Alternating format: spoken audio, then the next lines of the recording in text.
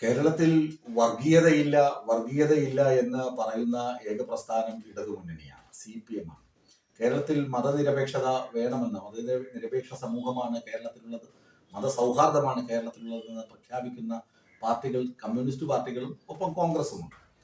പക്ഷേ സജി ചെറിയാൻ, AK ബാലൻ, ഈ രണ്ട് നേതാക്കളുടെയും പ്രസ്താവനകൾ പരിശോധിച്ചു കഴിഞ്ഞാൽ CPM വർഗീയതയിലേക്ക് വഴുതി വീഴുന്നുണ്ടോ എന്ന സംശയം നമ്മളിൽ ജനിപ്പിക്കും. AK ബാലൻ പറഞ്ഞത്, കലാപങ്ങളുടെ കാര്യമെടുത്താൽ, വർഗീയ കലാപങ്ങളുടെ കാര്യമെടുത്താൽ കേരളത്തിൽ കഴിഞ്ഞ 10 വർഷം വർഗീയത ഉണ്ടായിട്ടില്ല, വർഗീയ കലാപങ്ങളൊന്നും ഉണ്ടായിട്ടില്ല. അത് വളരെ വാസ്തവമാണ്, ശരിയാണ്. UDF അധികാരത്തിൽ വരികയാണെങ്കിൽ ജമാഅത്തെ ഇസ്ലാമിയാകും ആഭ്യന്തര വകുപ്പ് കൈകാര്യം ചെയ്യുക എന്ന് പറയുമ്പോൾ അതിനകത്ത് ഒരു സാമൂഹികമായ കുറ്റപ്പെടുത്തൽ മുസ്ലിം സമുദായത്തിന് നേരെ ഉണ്ടാകുന്നുണ്ട് എന്നത് പച്ച പരമാർത്ഥമാണ്. അതുപോലെ സജി ചെറിയാൻ പറഞ്ഞ കാര്യങ്ങൾ, കാസർഗോഡും മലപ്പുറത്തും ജയിച്ച ജനപ്രതിനിധികളെ നോക്കൂ, അവരുടെ പേര് നോക്കൂ. ആ പേര് ചൂണ്ടിക്കാണിക്കുമ്പോൾ അവരുടെ സമുദായം കൂടി അതിനകത്ത് സ്പഷ്ടമാണ്. അപ്പോൾ സമുദായത്തിന് ഭൂരിപക്ഷമുള്ള സ്ഥലത്ത് അതേ സമുദായക്കാരൻ വിജയിച്ച് വരുന്നു. മതനിരപേക്ഷത പറഞ്ഞ CPM-ന് കാസർഗോഡ് 1 സീറ്റാണ് ലഭിച്ചത്. ഇതായിരുന്നു സജി ചെറിയാന്റെ പരാമർശം. പ്രത്യക്ഷത്തിൽ തന്നെ ഇതും മുസ്ലിം സമുദായ അംഗങ്ങളെയും ഭൂരിപക്ഷ ഹിന്ദു സമുദായ അംഗങ്ങളെയും വേദനിപ്പിക്കുന്ന പ്രസ്താവനയാണ്.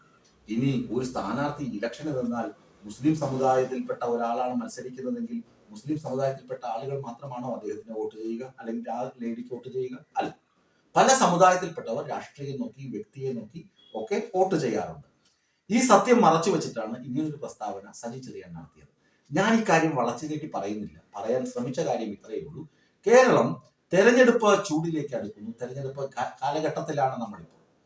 അപ്പോ കണ്ടമാനം ആളുകൾ, നേതാക്കൾ രംഗപ്രവേശം ചെയ്യും. സ്ഥാനാർത്ഥികൾ വരുന്നു, സ്ഥാനാർത്ഥികൾക്ക് മുകളിലുള്ള നേതാക്കൾ വരുന്നു, ഇന്ത്യയിലെ മറ്റ് നേതാക്കൾ വരുന്നു. ഈ നേതാക്കളൊക്കെ വന്നിട്ട് പ്രസംഗിക്കുന്നത് അവരുടെ സ്ഥാനാർത്ഥിക്ക്, അവരുടെ മുന്നണിക്ക്, അവരുടെ പാർട്ടിക്ക് വോട്ട് കൂടുതൽ കിട്ടുകയും അവരുടെ പാർട്ടി അധികാരത്തിൽ വരികയുമാണ് അവരുടെ ലക്ഷ്യം. ഈ ലക്ഷ്യം നേടാൻ വേണ്ടി അവരെന്തും പറയും. ബർനാഡ് ഷാ പറഞ്ഞതുപോലെ ഇലക്ഷൻ കാലം, തെരഞ്ഞെടുപ്പ് കാലം എന്ന് പറഞ്ഞാൽ ഒരു രാഷ്ട്രീയ സദാചാരവും ഇല്ലാത്ത കാലഘട്ടം എന്നാണ്. അങ്ങനെ ഒരു രാഷ്ട്രീയ സദാചാരവും ഇല്ലാതെയാണ് ഓരോ ആളുകളും ഇങ്ങനെ ഓരോന്ന് പറഞ്ഞു നടക്കുന്നത്. CPM ഇത്ര മാത്രമേ ചെയ്യുന്നു. CPM 2 നേതാക്കൾ, അല്ലെങ്കിൽ ഒരു പക്ഷേ A വിജയരാഘവനോ MV ഗോവിന്ദൻ മാസ്റ്ററോ M സ്വരാജോ ഒക്കെ ഇനി എന്തെങ്കിലും പറഞ്ഞ് പുലിവാല് പിടിക്കുമെങ്കിൽ മാത്രം. ഇപ്പൊ പാർട്ടി ഒരു മുൻകരുതൽ സ്വീകരിച്ചിട്ടുണ്ട്. മുഖ്യമന്ത്രി പിണറായി വിജയൻ തന്നെ പല ജില്ലകളിലും പോയി പാർട്ടി നേതാക്കളെ കാണുമ്പോൾ പറയുന്നത് ഇതാണല്ലോ, ഒരു ചെറിയ വിഷയത്തിൽ പോലും നിങ്ങൾ പ്രശ്നമുണ്ടാക്കരുത്, പ്രതിസന്ധി സൃഷ്ടിക്കരുത് എന്ന് മുന്നറിയിപ്പ് കൊടുത്തിട്ടുണ്ട്.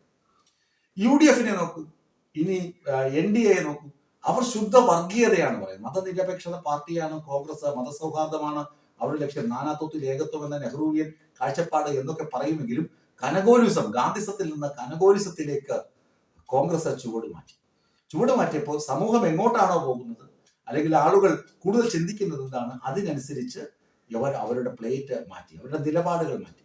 അതുകൊണ്ടാണ് VD സതീശനൊക്കെ മുസ്ലിം ലീഗിനെ ഒപ്പം നിർത്തുകയും മുസ്ലിം ലീഗ് ചിഹ്നിച്ചിതറിക്കിടന്ന മുസ്ലിം സമുദായ സംഘടനകളെ ആകെ ഒരുമിച്ച് ചേർക്കുകയും അവരുടെ വോട്ട് കൺസോളിഡേഷൻ ഉറപ്പാക്കുകയും ചെയ്തത്.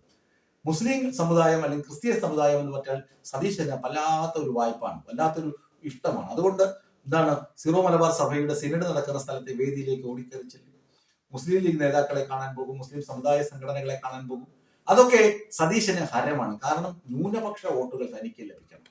ഒപ്പം RSS നേതാക്കളെ കാണും. RSS നേതാക്കളെ കാണുമ്പോൾ സംഘപരിവാറിന്റെ വോട്ടുകൾ തനിക്ക് ലഭിക്കും, പിന്തുണ ലഭിക്കും. എന്നാൽ ഈ സതീശന്റെ കാപട്യം തിരിച്ചറിഞ്ഞത് കൊണ്ടാണ് NSS-ഉം SNDP-യും സതീശൻ കള്ളനാണെന്ന് മുദ്രകുത്തി സതീശനെ അടിപ്പിക്കാതിരിക്കുന്നത്. പിന്നെ ശബരിമല ഇഷ്യൂ വിശ്വാസികളുടെയും ആചാരം അനുഷ്ഠിക്കുന്നവരുടെയും പ്രധാനപ്പെട്ട വിഷയമാണ്. അത് സർക്കാരല്ല, സംസ്ഥാന സർക്കാരല്ല അതിന്റെ ഭരണ ചുമതല, അന്വേഷണ ചുമതല.